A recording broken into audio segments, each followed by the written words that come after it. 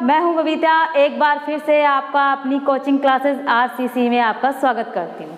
हम अपने पहले वीडियो में पढ़ चुके थे कुतुबुद्दीन ऐबक और हमने सल्तनत काल की स्थापना कर ली थी कि 1206 से लेकर 1290 तक का काल गुलाम वंश कहलाता है और गुलाम वंश के संस्थापक कुतुबुद्दीन ऐबक की बात कर लेती। और आज हम पढ़ेंगे उसके आगे के वंशज। किंतु इससे पहले आपको एक अपना बहुत ही इम्पोर्टेंट काम करना है कि इस वीडियो को ज़्यादा से ज़्यादा शेयर करो और सब्सक्राइब करो। तो अब पढ़ते हैं हम आगे का। हमने पढ़ लिया गुलाम वंश के संस्थापक कुतुबुद्दीन ऐबक के बारे में पढ़ दिया और 1210 में उसकी क्या हो जाती है, मृत्यु जाती।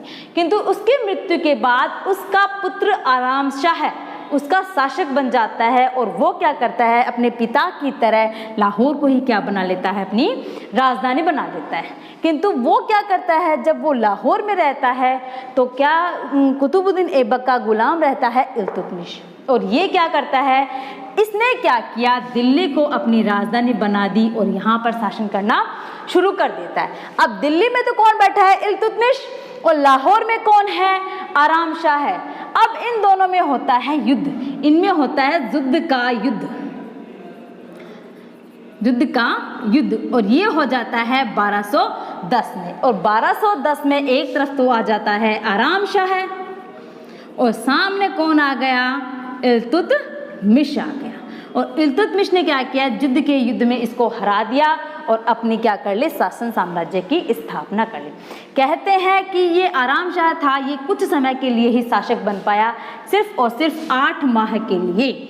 आराम से याद करना, नाम भी आराम शाह है, काम भी आराम शाह है, इसलिए आराम से आया आराम से चला गया। सिर्फ 8 महीने का ही इसने शासन किया है। अक्सर इंपोर्टेंट एग्जाम में आरएस जैसे एग्जाम में पूछ लेते हैं, कुतुबुद्दीन ऐबक और इल्तुतमिश के बीच में शासक बनने वाला कौन था, तो वो आ जाएगा आपका आराम शाह। आराम शाह की मृत्यु के पश्चात ही अगला शासक कौन बन गया है, इल्तुतमिश बन गया है। अब इल्तुतमिश शासक बनता है 1210 से लेकर 1236 तक का शासनकाल कौन लेता है, इल्तुतमिश बनता है। अब इल्तुतमिश का पूरा नाम था शम्सुद्दीन इल्तुतमिश था और इल्तुतमिश शब्द का अर्थ होता है साम्राज्य का स्वामी। इसे कहते हैं गुलामों का गुलाम, क्योंकि इल्तुतमिश को बाजार में बेच दिया गया। उसे खरीद लिया किसने, गोरी ने खरीदा। और गोरी से इसे किसी ने खरीदा, कुतुबुद्दीन ऐबक ने इसे खरीद लिया। इसलिए कहते हैं क्योंकि कुतुबुद्दीन ऐबक खुद गुलाम था और इस गुलाम ने क्या किया, इसे खरीद लिया। तो ये भी क्या होगा, गुलामों का गुलाम इसे कहा जाता है इल्तुतमिश। दूसरा कहते हैं इसे वैधानिक सुल्तान या वास्तविक सुल्तान भी कहा जाता है, क्योंकि जब कुतुबुद्दीन ऐबक शासक बनता है, तो मैंने आपको पिछले वाले वीडियो में बताया था कि कुतुबुद्दीन ऐबक शासक बनता है, ना तो वो सिक्के छपवाता है, ना ही अपने नाम का खुतबा पढ़वाता है। किंतु जैसे ही इल्तुतमिश शासक बनता है तो ये करता है, बगदाद के खलीफा से क्या ले लेता है, अनुमति ले लेता है। बगदाद के खलीफा से अनुमति लेता है और उपाधि धारण करता है अमीर उल उमरा, ईश्वर का रक्षक उपाधि धारण करता है। और क्या करता है, अपनी राजधानी लाहौर से दिल्ली बनाता है और अपना शासन साम्राज्य शुरू करता है।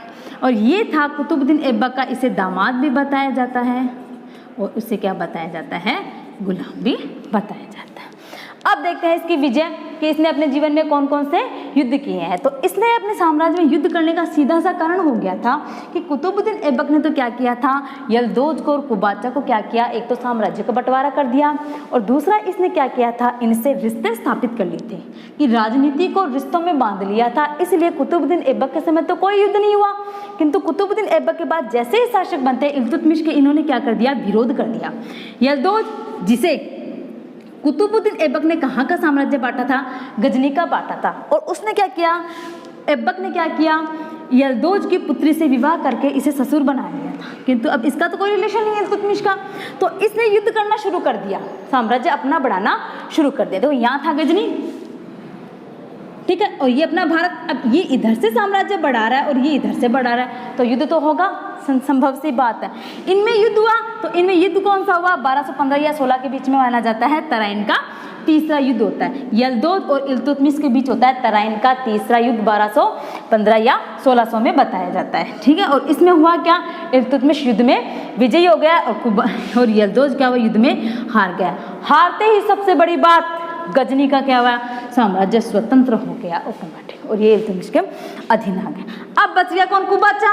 कुबाचा से तो ऐबक ने क्या किया था, अपनी बहन का विवाह करके इसे बहनोई बना लिया था, किंतु जैसे ही उसकी मृत्यु हुई इसने भी विरोध करना शुरू कर दिया और इसके बीच में इसे ऐबक ने दिया था सिंध और मुल्तान का क्षेत्र दिया था। 1228 में इसने भी क्या किया, इल्तुतमिश से युद्ध किया और युद्ध किया तो युद्ध में हार गया और इसने क्या इतना भयंकर डर गया 1228 में कि सिंध नदी में डूबकर इसने क्या कर ली, आत्महत्या कर ली। इसका भी केस खत्म हो गया।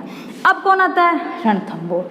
इल्तुतमिश ने क्या किया, 1226 में जाकर रणथंभौर की क्या कर ली, विजयी अभियान बनाया। इसी क्रम में उसने क्या किया, जालोर को 1228 में उसने जालोर को जीत लिया और इसी क्रम में उसने क्या किया, बयाना और सांभर को भी इल्तुतमिश ने जीत लिया था। कहते हैं राजस्थान के क्षेत्र ही।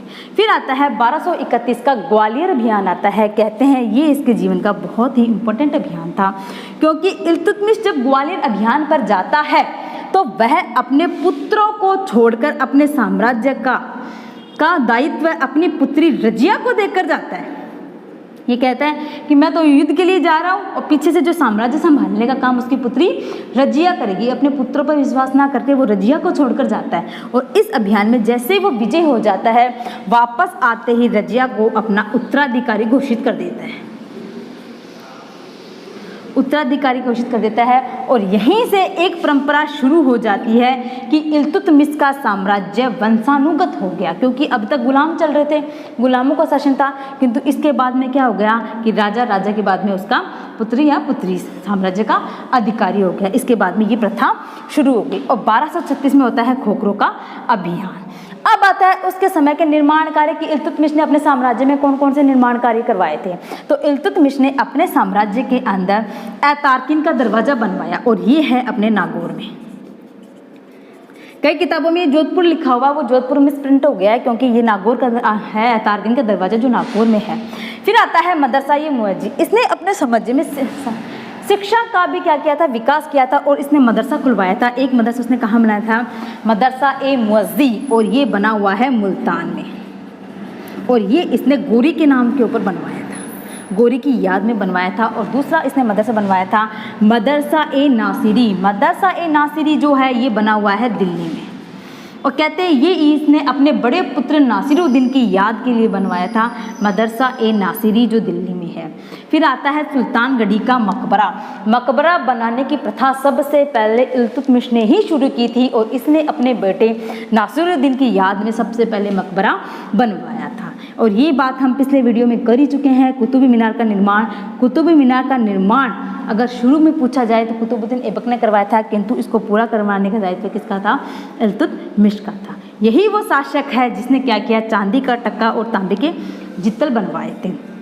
ये एक शुद्ध अरबी सिक्के हैं और इसने क्या किया, सिक्कों के ऊपर टकसाल का नाम भी लिखवाया था, इसीलिए इसे जाना जाता है। न्याय की जंजीर, न्याय की जंजीर के लिए इसने क्या करवाया था, अपने महल के सामने दो सिंह की मूर्ति बनवाई और उनके गले में एक जंजीर डलवा दी थी और जिसको न्याय चाहिए था वो इस जंजीर को बचाता था तो साम्राज्य में उसे न्याय दिया जाता। कहते हैं रजिया ने न्याय मांगकर ही जनता के समक्ष साम्राज्य का स्वामी बनाया जाता है। ये पढ़ेंगे हम रजिया वाले वीडियो में, किंतु इससे पहले है कि ज़्यादा से ज़्यादा आप इस वीडियो को शेयर करो, सब्सक्राइब करो एंड लाइक करो। अब देखते हैं आगे। न्याय का जंजीर अगर डायरेक्टली अगर पूछा जाए, मुगल काल में पूछा जाए तो इसका तो पूछा शाहजहां आ जाता है, किंतु न्याय की जंजीर सल्तनत काल में और गुलाम वंश में इल्तुतमिश वो शासक है जिसने अपने साम्राज्य में क्या लगवाई थी, न्याय की जंजीर लगवाई थी कि किसी को भी अगर न्याय चाहिए तो वो इस जंजीर को बजाने से राजा उसके समक्ष उपस्थित होकर उसे न्याय करता। हाँ, एक आती है इक्ता प्रथा। ये प्रश्न मैंने आपको मेरे पुराने वीडियो में पूछा था कि इक्ता प्रथा को वास्तविक रूप देने वाला शासक कौन था, तो उसका आंसर यही है कि इक्ता प्रथा को वास्तविक रूप देने वाला कौन था, तो आ जाएगा इसमें इल्तुतमिश। अब इक्ता प्रथा होती क्या है, इक्ता प्रथा ये होती है कि जो राजा होता था, सुल्तान था, वो क्या करता था, अपने जमींदारों को क्या करता था, वेतन के बदले भूमि का टुकड़ा देता था और इस टुकड़े के उसके ऊपर जो आय उनको होती थी ना, उनको वो ले लेते थे वेतन। वे सैनिकों को वेतन नहीं दिया जाता था, भूमि का एक टुकड़ा दे देते थे और वो उस पर क्या करेंगे, जितने भी आय या कर वगैरह आएंगे उनको वो अपने वेतन के रूप में रख लेंगे। इसे कहते हैं इक्ता प्रथा। और इक्ता प्रथा शुरू करने वाला अगर पूछ ले आपको तो शुरू करने वाला तो कौन हो जाएगा, गोरी, शिहाबुद्दीन मोहम्मद गोरी। और इसी प्रथा को वास्तविक रूप देने वाला कौन था, इल्तुतमिश था। अगली आ जाती है तुर्कान ए चिहलगानी। तुर्कान ए चिहलगानी ये होती है कि इसमें क्या होता था, 40 शक्तिशाली व्यक्तियों का एक क्या बना लिया जाता है, एक दल बना लिया जाता है, जिससे तुर्कान ए चिहलगानी कहा जाता है कि जो राजा बनेगा वो इनसे क्या करेगा, सलाह मशवरा कर सकता है, राय ले सकता है और साम्राज्य की सुरक्षा के लिए भी इनको जाना जाता है। और इस प्रथा को शुरू करने वाला भी कौन हो जाएगा, इल्तुतमिश। और तुर्कान ए चिहलगानी प्रथा को ख़त्म करने वाला हो जाएगा बलबन, जो हम अपने आगे के वीडियो में पढ़ेंगे। अब ये हो गया अपना इल्तुतमिश हो गया है। इल्तुतमिश को एक बार फिर से रिकॉल कर लेते हैं। इल्तुतमिश 1210 से लेकर 1226 तक का काल किसका है, इल्तुतमिश का है। ये क्या था, कुतुबुद्दीन ऐबक का दामाद भी था और गुलाम भी था। इसे इल्तुतमिश शब्द का अर्थ क्या हो जाता है, साम्राज्य का स्वामी। और इल्तुतमिश के पूरा नाम क्या था, शमसुद्दीन इल्तुतमिश। इसे कहते हैं गुलामों का गुलाम, वैधानिक सुल्तान। सामने कौन आ जाता है, वास्तविक सुल्तान। इसने क्या किया, अपनी राजधानी कहाँ, लाहौर से कहाँ ले आया, दिल्ली। और दिल्ली का वास्तविक संस्थापक भी यही माना जाता है। और इसने क्या किया, शासक बनते ही क्या किया, खलीफा से, बगदाद के खलीफा से अनुमति ले ली और उपाधि धारण कौन सी कर ली, अमीर उल उमरा की उपाधि इसने धारण कर ली। अब आते हैं इसके विजयी अभियान। विजयी अभियान में आ जाता है यलदौज। यलदौज सबसे पहले जो गजनी का था, इसने विरोध शुरू कर दिया और इसने यलदौज के समक्ष 1215 से 1226 के बीच में किया है तराइन का तीसरा युद्ध। फिर आ जाता है 1228 में कुबाचा। कुबाचा से क्या करता है, युद्ध में हार जाता है और हार के सिंध नदी में डूब के इसने क्या कर लिया, अपनी आत्महत्या कर लेती। फिर इसने क्या किया, रणथंबोर अभियान किया, जालोर अभियान, इसी क्रम में बयाना और सांभर को भी इसने विजयी कर लिया। फिर इसने किया ग्वालियर अभियान। ग्वालियर अभियान इसलिए जरूरी माना जाता है क्योंकि इसके तहत इसने क्या किया, अपने पुत्रों को छोड़कर रजिया को क्या बना दिया, इसका सुरक्षा का दायित्व उसको सौंप दिया। और उसने साम्राज्य को इतना अच्छा संभाला कि इसने क्या किया, इल्तुतमिश ने वापस आकर अपना उत्तराधिकारी रजिया को ही घोषित कर दिया। और प्रथम महिला शासिका वो ये पढ़ेंगे हम अपने अगले वीडियो में उस चीज़ को भी। अब आते हैं इसके निर्माण कार्य।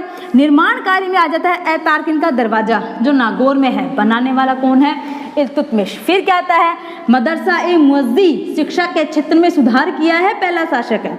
मदरसा-ए-मुअज़्ज़ी मुल्तान में बना है और मोहम्मद गोरी की याद में इसको बनाया गया। फिर आता है मदरसा-ए-नासिरी। मदरसा-ए-नासिरी इसने अपने बड़े पुत्र दिल्ली में बनवाया है, बड़े पुत्र नासिरुद्दीन की याद में इसको बनवाया था। और अपने बड़े पुत्र के लिए ही इसने सबसे पहले मकबरा बनाया था। मकबरा प्रथा को शुरू करने वाला भी कौन था, इल्तुतमिश था। फिर आ जाता है कुतुब मीनार का निर्माण पूरा करवाने वाला भी कौन है, इल्तुतमिश। चांदी का टक्का और तांबे का जिलतल, ये थे शुद्ध अरबी सिक्के और सिक्कों पर टकसाल का नाम। सबसे पहले प्रथा इसी ने शुरुआत की है। न्याय की जंजीर लगाने वाला इल्तुतमिश। इक्ता प्रथा बता दिया आपको, कोई भूमि का टुकड़ा, वेतन नहीं देते थे सैनिकों को, वेतन के बदले भूमि का टुकड़ा दिया जाता था। कहते थे इसके ऊपर क्या करो, आप जो भी आय या कर आएगा उसके क्या होगा, आपको वेतन के बदले में दे दिया जाएगा। और इक्ता प्रथा शुरू करने वाला कौन आ गया, गोरी। और इसको वास्तविक रूप देने वाला कौन आ गया, इल्तुतमिश। फिर क्या जाता है, तुर्कान ए चिहलगानी। तुर्कान ए चिहलगानी वही था, 40 सदस्यों का दल बना दिया जाता था। उससे क्या क्या साम्राज्य का सुरक्षा या फिर सलाह मशवरे के लिए उनको रखा जाता था, अमीर वर्ग के लोग होते थे। फिर आता है इसका बामियान अभियान। 1236 का आता है बामियान अभियान, जिसके तहत क्या हुआ, कहते हैं इस अभियान को इल्तुतमिश ने विजय कर लिया, किंतु कहते हैं इस अभियान के पश्चात उसकी क्या हो गई थी, मृत्यु हो रही थी।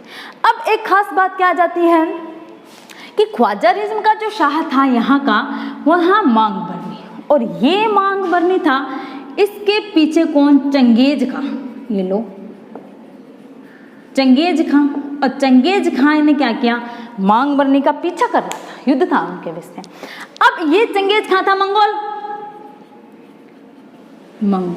और चंगेज खां थे जियालुद्दीन मांग बरनी का पीछा करते हुए भारत आ रहा था। किंतु कहते हैं उस समय इल्तुतमिश ने बहुत ही सूझबूझ का साथ दिया, क्योंकि मंगोल अगर भारत आ जाते तो भारत को उसी समय तहस नहस कर देते। किंतु इल्तुतमिश ने ये कहा मांग बरनी से कि अगर आप भारत आओगे तो भारत की जलवायु आपके अनुकूल नहीं है, आप अगर आ जाओगे तो आपकी बीमारी से मृत्यु हो जाएगी, इससे अच्छा तो है कि आप लड़ते हुए मारे जाओ। और उसके ये कहने से जलालुद्दीन मांगबरनी भारत में आकर भारत से बाहर ही चला गया और भारत में क्या किया, मंगोलों के आक्रमण चंगेज खां को रोक दिया गया। कहते हैं चंगेज खां स्वयं को कहते था ईश्वर का कहर, खुदा का कहर अपने आप को कहता था, और इतना भयंकर ये शासक था। किंतु इल्तुतमिश की सूझबूझ की वजह से ही चंगेज खां का भारत में आक्रमण आने से रोक दिया गया। अब ये हो गया आपका इल्तुतमिश। अगर आपको ये वीडियो अच्छा लगा है तो इस वीडियो को ज़्यादा से ज़्यादा आप लाइक करो, सब्सक्राइब करो और शेयर करो।